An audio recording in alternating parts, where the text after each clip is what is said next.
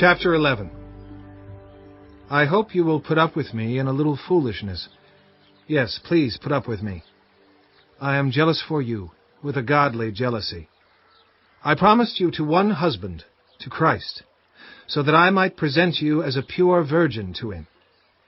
But I am afraid that just as Eve was deceived by the serpent's cunning, your minds may somehow be led astray from your sincere and pure devotion to Christ.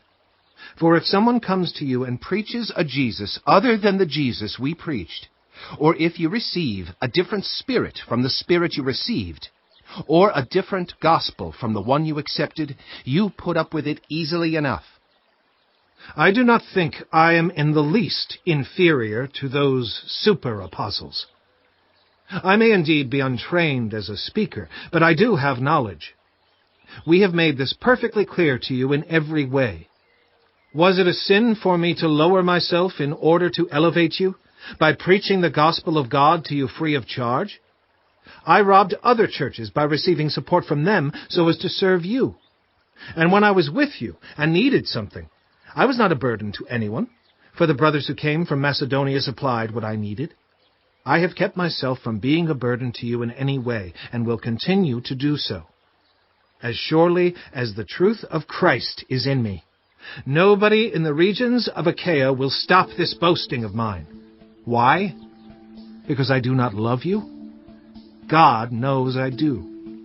And I will keep on doing what I am doing in order to cut the ground from under those who want an opportunity to be considered equal with us in the things they boast about.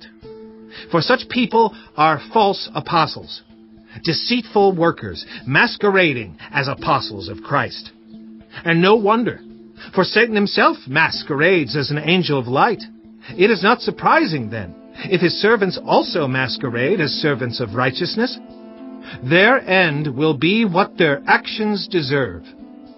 I repeat, let no one take me for a fool.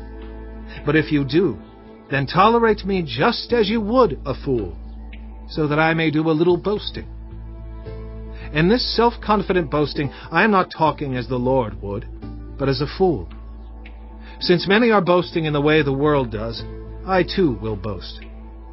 You gladly put up with fools, since you are so wise. In fact, you even put up with anyone who enslaves you, or exploits you, or takes advantage of you, or puts on airs, or slaps you in the face. To my shame, I admit that we were too weak for that.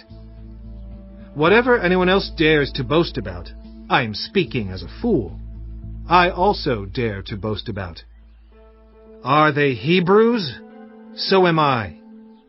Are they Israelites? So am I.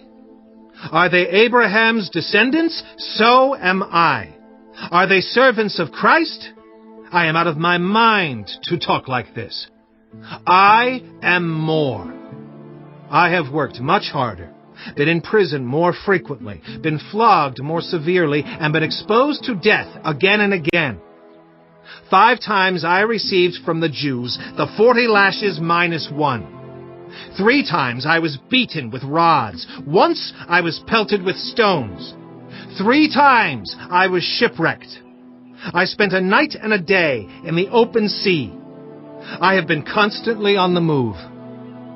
I have been in danger from rivers, in danger from bandits, in danger from my fellow Jews, in danger from Gentiles, in danger in the city, in danger in the country, in danger at sea, and in danger from false believers. I have labored and toiled, and have often gone without sleep. I have known hunger and thirst, and have often gone without food. I have been cold and naked. Besides everything else, I face daily the pressure of my concern for all the churches. Who is weak, and I do not feel weak? Who is led into sin, and I do not inwardly burn?